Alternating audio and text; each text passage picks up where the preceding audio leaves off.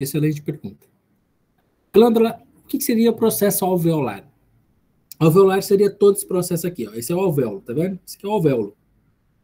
Então, quando a professora fala assim, vamos falar de glândula alveolar, alveolar. O que seria alvéolo? A gente tem que falar dessa palavra. O que seria o alvéolo? O alvéolo seria todo o recipináculo, né? Que é onde vai ser produzido e secretado essas glândulas, seria as células sinuosas, seria os alvéolos. É ali, entende? Então, todas as glândulas são, todos os processos, ou glândulas endócrinas, ou sinalizações paraclínicas ou autoclínicas, já são processos relativos ao processo do sistema nervoso e sistema autônomo, tá? Isso aqui é muito simples de compreender. Esta imagem aqui ajuda vocês. Produção de hormônio dentro da corrente sanguínea, glândula endócrina. A exócrina, holócrina, destrói todo o corpo, as células sinuosas, as células acinárias. A apócrina produz a partir de, a gente chama daqui de, na biologia, como que a gente chama esse carinha aqui? Como que a gente chama esse carinha aqui? Alguém sabe me dizer? Esse carinha aqui, ó. Esse processo aqui na biologia. Transporte celular. Vocês estão vendo agora. Transporte celular. Como que a gente verifica isso aqui? Com a vesícula de transporte. Ou vulgo lisossoma. Claro que não é, tá? Mas é só para vocês compreenderem. Ele cria uma vesícula de proteção que é parte da célula, tá vendo? Ele pegou parte da célula, porém, revestiu ela, certo? Revestiu o líquido interno para proteger, geralmente porque esse líquido ele é muito perigoso e não pode ter contato com o restante da célula no processo de excreção, né? No processo de retirada. Então, por isso que ele criou essa vesícula de transporte, a gente chama, entendeu? Já a meróquina, ela não precisa. Geralmente, isso aqui é água, líquido, né? Então, pode sair com toda tranquilidade. Seria a meróquina, tá? Vocês percebem essa diferenciação um para a outra, tá?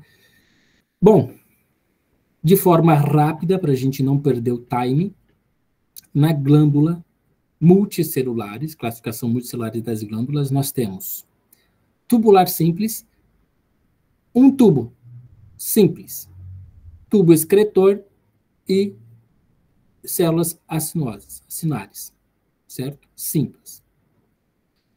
Tenho a tubular simples enrolada, certo? Tenho aqui o tubo excretor, porém, este carinha aqui tem um nome. Este tubo aqui tem um nome. E este carinha, inclusive, a doutora até trouxe aqui esse nome, eu vou trazer para vocês. Qual é o nome desse carinha? Vamos lá. Qual que é o nome desse carinha? Vou até mostrar aqui a imagem para vocês. Qual que é o nome dele?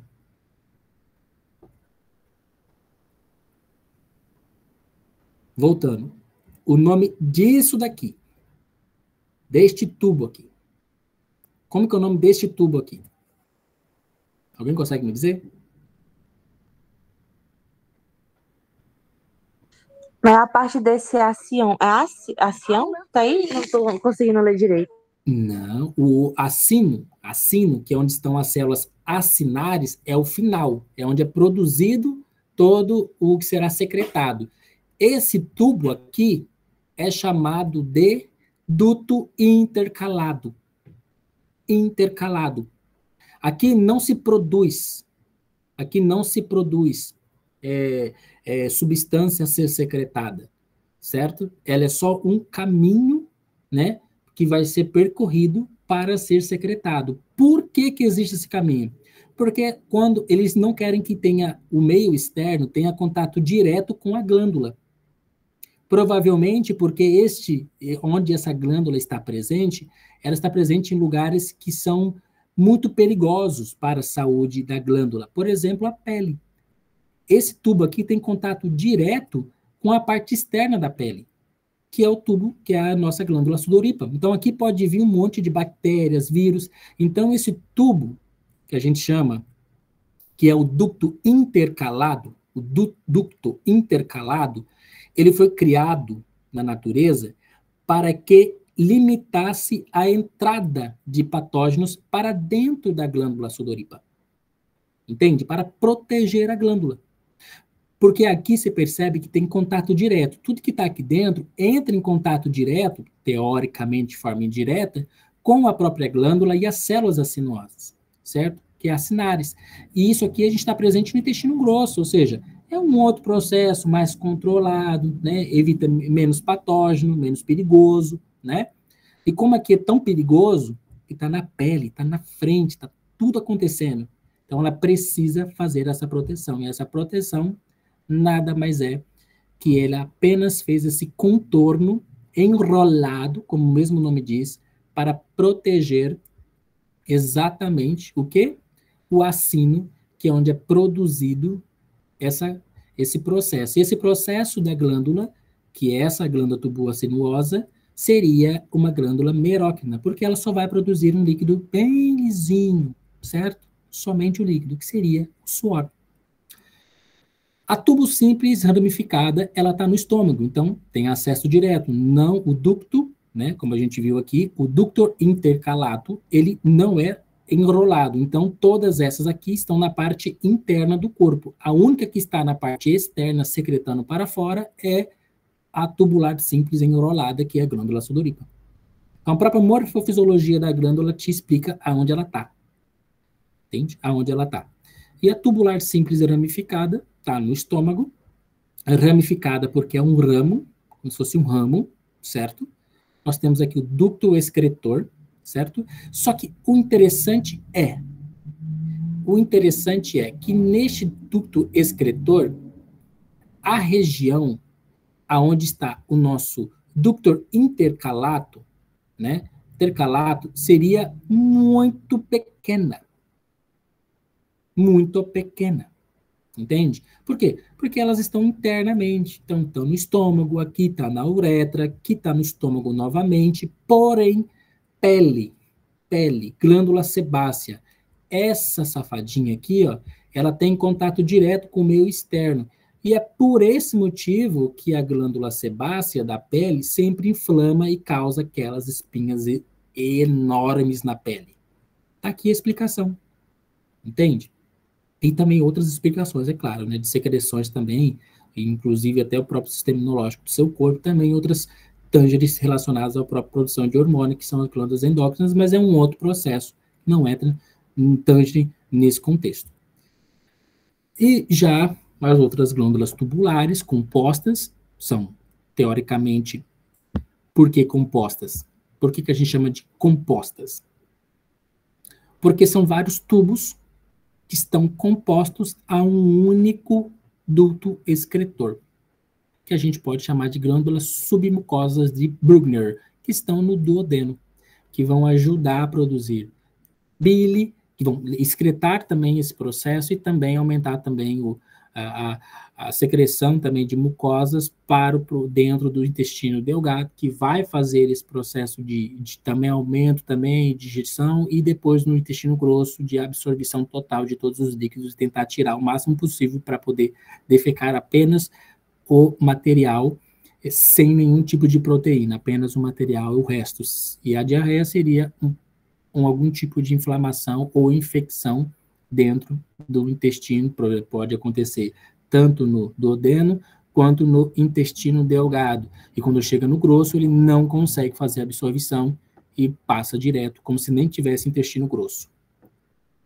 E a sinuosa composta são glândulas pancreáticas, ou seja, pâncreas seria porções exócrinas. O pâncreas é um fator muito importante de produções que nós utilizamos no nosso corpo para a produção de hormonas, porém ele também secreta também no nosso sangue alguns componentes muito importantes, e por esse motivo que ele utiliza também uma glândula composta sinuosa porque tem composições de acino, como a gente viu aqui, acino, tá vendo? Acino, né, com células acinares, por isso que é glândula acinuosa composta, né, e composta por ser várias glândulas para um único duto de excreção, ou de excretor, tá?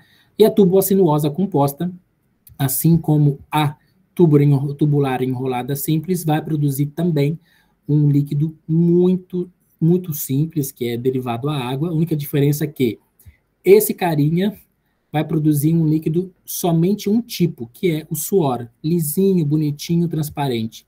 Já esse carinha aqui, a túbula sinuosa, seria aquela mucocerosa, ou seromuco, ou seja, a própria saliva, que ela é mais viscosa, certo? E aí a gente consegue ter essa maior potencial de fala também, e até de digestão, pré-digestão, né, dentro do nosso organismo, que faz parte do sistema digestivo. Bom, como vocês podem perceber, é pura interpretação. A histologia é a imaginação e interpretação. Vocês precisam compreender que tudo isso faz parte de um todo, e esse todo é o próprio conhecimento sistêmico do porquê que as coisas funcionam e porquê que as coisas são assim, tá? Então, e vocês precisam sempre relacionar isso à vida cotidiana, à vida real, à vida de vocês, e como ela está agora, certo? Bom, e a partir disso, eu vou adentrar no último conteúdo para P1. Vou abrir para perguntas depois na remedinho, mas isso é importante, que é um conhecimento geral. E vou entrar no tecido conectivo, que acredito que vai ter agora na P1, que é esse processo até o conectivo. Depois entra em mais especificidades. Tantos estão lá na remedinho disponíveis também. Tecido conectivo, eu já mesmo disse, ensaio epitelial, que estava composto por células de revestimento epitelial e de células glandulares. Agora a gente vai descer um pouquinho. Descer um pouquinho. E descendo um pouquinho a gente encontra alguns tipos de células muito importantes, tanto dentro do processo da própria segmentação dos tecidos. E aí a gente vai entender que um tecido conectivo ele está composto por células com uma matriz extracelular que contém algumas fibras e algumas proteínas especializadas. Ela tem um pouquinho de funções específicas e diferentes do tecido epitelial de revestimento. E a gente vai entender agora um pouquinho dessas diferenças. Eu vou ir para frente para ir mais fácil para vocês. Existem 3 tipos: tecido conectivo embrionário, o conectivo adulto e o especializado. São 3 tipos. Isso é muito importante. Alguns só são presentes em algumas épocas específicas da vida de vocês. Por exemplo, o tecido conectivo embrionário apenas no seu processo embrionário. Por exemplo, na própria placenta.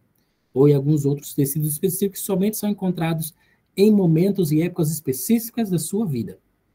Já outros tipos de tecidos seguem com você para sempre e vão fazer parte da sua vida. Tá? Bom, vamos lá. Tecido embrionário. Vamos voltar à barriga da mãe. Vamos voltar. Alguns querem voltar de verdade, né? Sair desse mundão cheio de coisa. Mas vamos retornar, né, de uma maneira mais simples e objetiva. O tecido embrionário, ele se localiza claramente no próprio embrião e no próprio cordão umbilical, certo? Ele pode ser encontrado. Ou tecido embrionário, por isso o nome embrionário. Porém, ele tem 2 tipos de tecido embrionário. Nós temos o tecido conjuntivo mesenquipatoso e o tecido conjuntivo mucoso. São 2 tipos. Um se encontra no embrião, que é o conjuntivo mesenqui, que a gente chama assim mais fácil de falar, do mesenqui. Ele se encontra no embrião. E o mucoso, ele vai se encontrar no cordão umbilical. Tá? Então, o mucoso no cordão umbilical, certo? E o mesenqui está na região, se encontra no próprio embrião.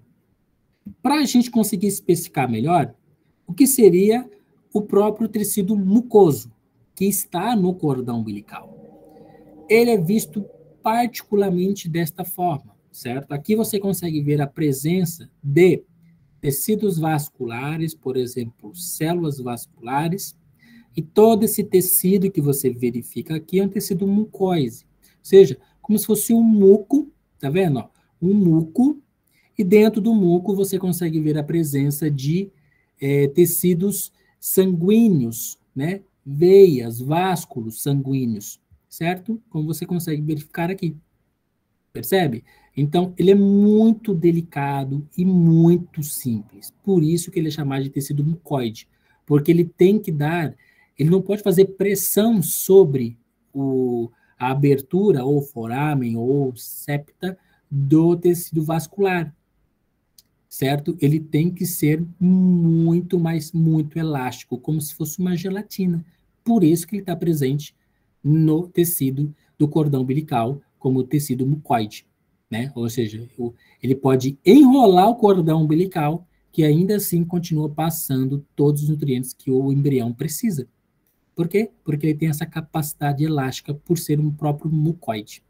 Tudo tem um motivo de um porquê, você percebeu? É isso que vocês têm que ter na cabeça de vocês. Existe um porquê para tudo, tá? E a gente tem que entender sempre o porquê para entender o que é, tá? Bom, necessariamente agora, para entender um pouquinho do tecido conectivo adulto, ele vai se subclassificar em algumas derivações. O laxo ou areolar e o denso, que pode ser regular ou moderado, e irregular ou moderado. Pode falar, Eduarda.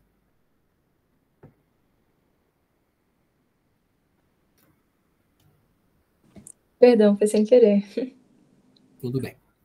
Bom, espera só um pouquinho, agora eu vou aproveitar para tomar uma água. Ótimo. Vou fazer essas segmentações do tecido adulto, ele pode fazer essas classificações em subdivisões que a gente vai ver daqui para frente com mais facilidade. Agora eu vou só adentrar para a gente conseguir pegar o conteúdo. Já o conectivo laxo, né, ele vai se classificar com células de fibras de colágeno. Aí a gente começa a entrar agora no próprio nome do colágeno, que é diferente de queratina, tá? Colágeno não tem a ver com queratina. Muita gente acha que queratina é parecido com colágeno porque tem muitos produtos de beleza que falam com rico em queratina, rico em colágeno. Não, uma coisa não tem nada a ver com a outra.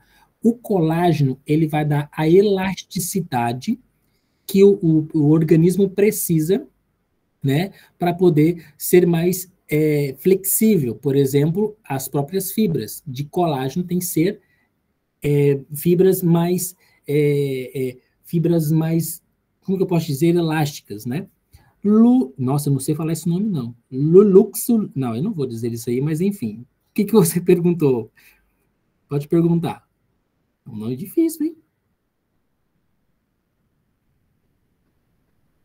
Deve ter sido sem querer. Vou continuar. Bom, continuando, para a gente não perder muito esse processo, a gente vai entender depois, quando a professora vai passar, que tipo de célula é rica em qual colágeno. É rica em colágeno tipo 2, tipo 3, tipo 4, tipo 5, tipo 6, tipo 7. Que tipo de colágeno que é? Vocês vão ter que entender isso, fixar no pensamento de vocês e não esquecer, tá? Mas, antes, vamos começar agora a compreender um pouquinho mais sobre todo esse tipo de tecido conectivo, certo? Eu vou entrar diretamente aonde a gente vai usar eles diretamente, né? Que são os colágenos, os reticulares e os elásticos. O nome mesmo já diz.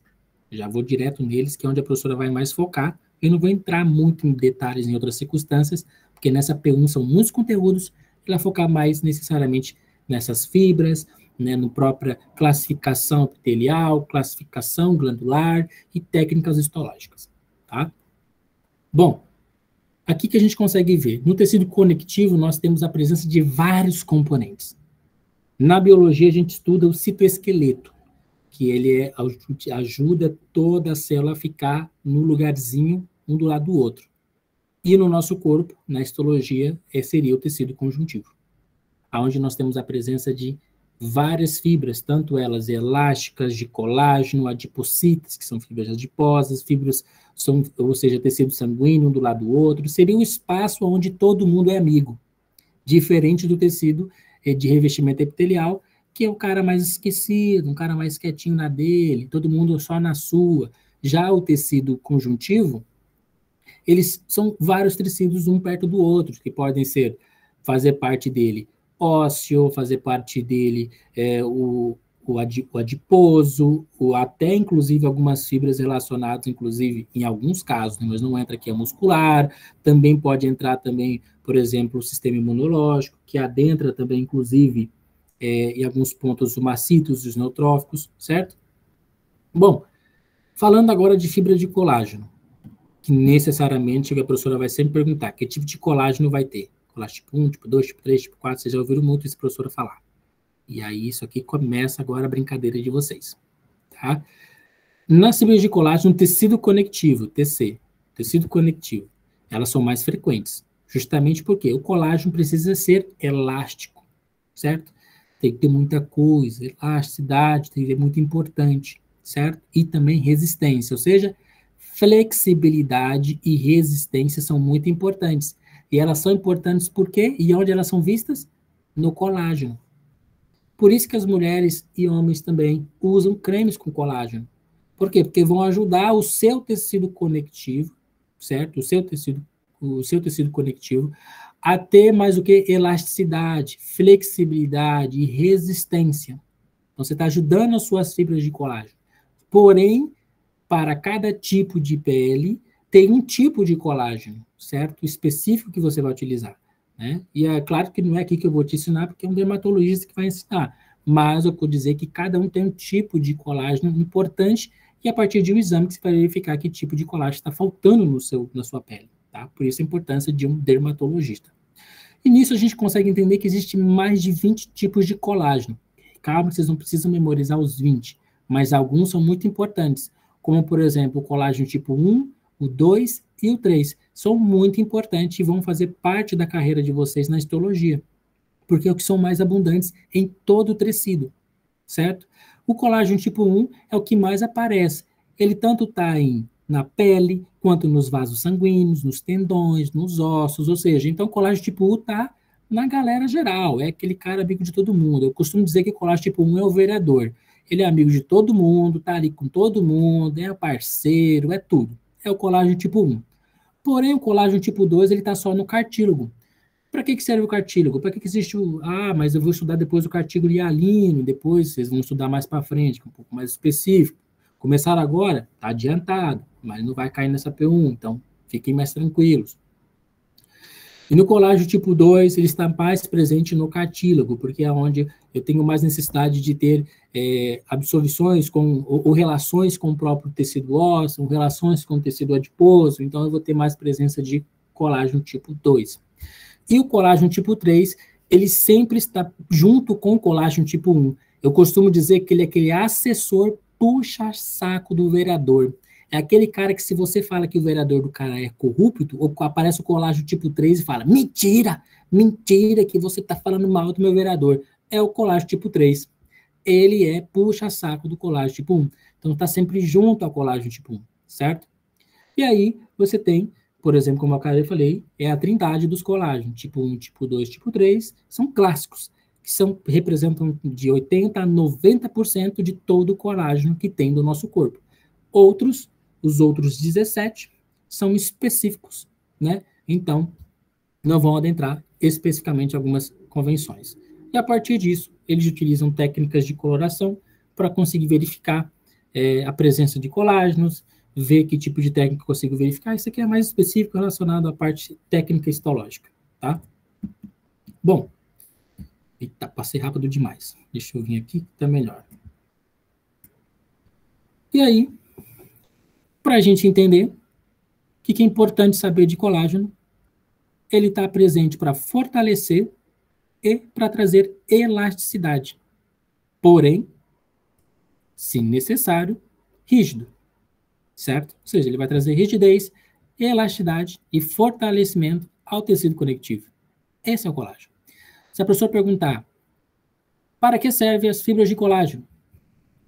Fortalecer e trazer elasticidade, porém com rigidez. Pronto, respondida a pergunta. Acabou, matou o boi. E para compreendermos um pouquinho mais, né, para o tecido conectivo, como a gente pode ver, diferentemente do tecido epitelial, você não consegue ver células aqui, espalhadas. Não. O colágeno é como se fosse fibras. Tá vendo? São fibras. Essas fibras é o próprio colágeno. Ele que é o responsável por trazer elasticidade, flexibilidade e resistência para a sua pele. Certo? E para Continuamos.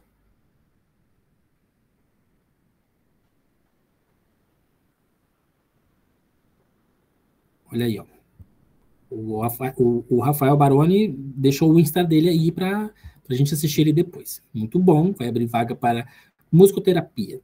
Importante, gostei muito disso, tá? De ouvir. Depois a aula fica gravada, tá? Você pode assistir depois. Bom, vamos continuar aqui então, para a gente não perder, estamos quase finalizando. Acredito que no máximo daqui 10 minutinhos a gente finaliza a aula. E aí vocês podem descansar um pouquinho mais tranquilos. Sobre as fibras reticulares, importante ressaltar que elas são compostas, pela sua maior parte, de colágeno tipo 3. Lembra que o colágeno tipo 3, ele está sempre junto com o colágeno tipo 1, é o assessor do vereador? Então, se ele é o assessor do vereador, eu vou ter também colágeno tipo 1 presente em todo esse processo. E o mais interessante para a gente poder finalizar esse ponto é que ele está arrediado, tem muitos adipocitos, certo? Do seu lado. Que são células um pouquinho diferentes, debaixo do endotélio, capilar, ou seja, o que era isso? Aí a gente vai começar a entender um pouquinho mais. A vida real começa a doer, né? Meu Deus, era tão bonitinho aqueles desenhos, agora começa a ficar todo embrenhenado, ainda mais agora 22h22 da noite. Aí é para sofrer, né? É para doer o coração. Mas é verdade. Vamos deixar o coração mais calmo agora, em ritmo sinusal. Vamos lá. Para a gente compreender um pouquinho mais, a gente precisa entender o que seria, o que está rodeando os adipocitos, certo? É quem? São as fibras reticulares. Elas estão rodeando os adipocitos. Então, aqui eu consegui achar as fibras reticulares. Fibra, o próprio nome diz, seria risco. Não confunda isso como se fosse uma fibra de muscular. Fibra muscular são várias fibras de músculos ou de sarcômeros, um ao lado do outro. Já as fibras elásticas, diferente das fibras reticulares, têm algumas especificidades. Elas são produzidas por fibroblastos e pelo músculo liso. Então, são diferentes, porque ela tem funções diferentes. Essas funções podem ser como? Elas estão presentes nas artérias elásticas e no pulmão. Essas artérias elásticas, como a gente pode verificar aqui, eu vou até trazer de uma maneira mais fácil, é como se fosse um grande tubo, e aqui no meio desse tubo aqui, bem aqui nesta camada, seria essas fibras de músculo liso, né? Ou arteriais, certo? Isso é importante, como você pode ver, as fibras elásticas, o próprio nome já diz, são fibras, porém com uma coloração um pouquinho mais clara. Isso aqui é pela tonalidade, tá? Então, como você vê, várias fibras, uma do ladinho da outra, bonitinha, como se fossem ramos de veias, como se fossem vascularizações, essas fibras são chamadas de fibras elásticas, tá vendo? Fibras elásticas, perfeitamente.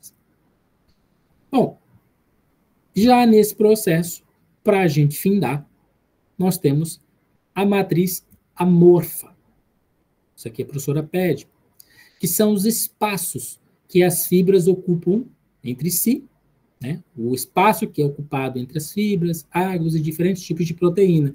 Ali você encontra na matriz amorfa glucoproteínas, protoglucanos e glucosamicanos, certo?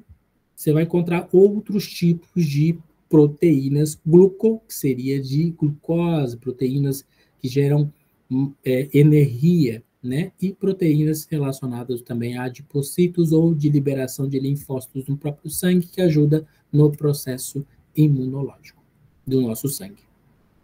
Para entendermos e finalizarmos sobre o tecido conectivo, a gente precisa entender algumas funções fixas. Os fibroblastos são importantes. Os macrófagos também. Células-madre, não confundam com membrana basal. Não tem a ver uma coisa com a outra. Não confunda. Tá? Adipocitos são muito importantes. E os mastócitos. O que são migrantes? migrantes, que não fazem parte, mas estão presentes. O próprio processo de defesa imunológica, que vocês estão estudando agora em imunologia. Linfócitos, plasmócitos, eosinófilos, neutrófilos, monócitos, basófilos, estão presentes. É nesse lugar que tudo acontece, certo? Num processo inflamatório. E qual é o primeiro a tentar reorganizar todo o processo? É o macrófago. É ele que está lá para fagocitar todo tipo de célula ruim do nosso corpo. Vai fagocitar tudo, vai comer tudo. É esse cara. Esse cara tenta resolver o problema. Ele vai fagocitar, certo? É esse carinha aqui. Bom, nesse processo é o primeiro a resolver o problema. Depois vem todo mundo, certo? Depois nós temos os próprios fibroblastos. A principal célula do tecido conectivo. Fibro vem de fibras, a gente já compreende. Então, ele tem uma morfologia de fibra, certo? E agora vai ter por quê? Blastos.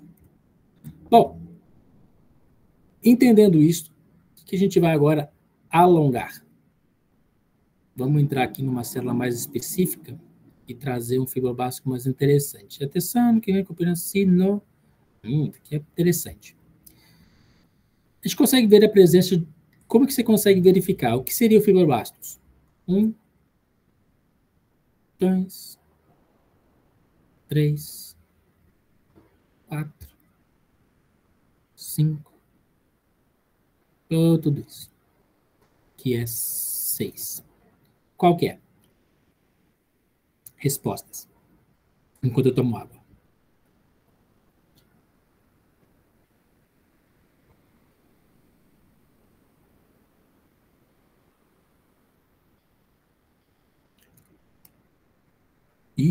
Cri-cri. Sem resposta. Vamos lá. Fibro, de fibra. Tá vendo? Então aqui você consegue ver a presença de fibroblastos. Tá vendo? Ó? Fibroblastos. Né? Fibroblastos. Fibras de fibroblastos. Então, é muito importante que vocês compreendam e memorizem uma parte específica sobre o conceito. O que seria o tecido conectivo em todo aparato geral? O que seria? Vou até entrar aqui. Vou vir aqui, mais fácil. Aqui. O que seria? Ótimo. O que ele seria? Entrando aqui. Tecido epitelial de revestimento. Depois dele, nós temos conectivo. Este carinha aqui, que vocês estão vendo, é o que vai dar a elasticidade que a sua pele precisa para resolver todo o processo. E nele nós temos riquezas de fibroblastos, riquezas de colágeno tipo 1, tipo 2 e tipo 3, certo? Que são responsáveis por dar a elasticidade, resistência, porém flexibilidade que todo o corpo precisa para desempenhar como presentes tecido sanguíneo, adiposos, imunitário e assim sucessivamente dentro do próprio processo. Então, vocês descobrem que aqui é a barreira de entrada, que é tecido epitelial, logo após dele, nós temos a presença de vários componentes dentro do tecido conjuntivo, que podem estar presentes adiposos, pode estar presente o sanguíneo, as glândulas, estão todas nesse cara, entende? Então, isso é muito importante de vocês saberem a diferença e a importância por detrás do tecido conjuntivo. Tanto que no processo aqui, deixa eu retornar, a gente fez essa divisão para vocês trazerem essas convenções do próprio conjuntivo, onde você vai ver a presença de todos esses carinhas aqui. A professora só passou por cima, logo após temos o cartilaginoso, o ósseo, o adipocito e o sanguíneo, que entram muito mais especificamente, né? Os osteoblastos, os adipocitos, né? Os cartílaos hialino, né? E as hemácias, glóbulos brancos e glóbulos vermelhos, né? E também todo o processo neutrófico, macrófico, enfim. Todos os carinhas que estão aqui, inclusive o próprio plasma, como a gente dividiu aqui. Então, bom, foi um aulão rápido, mas importante em ressaltar. Eu iria fazer a divulgação hoje de um novo contexto, inclusive eu prometi, né? Mas eu vou passar mesmo assim, tá? Vou salvar isso aqui, ok? Para ficar aqui, a gente não delongar.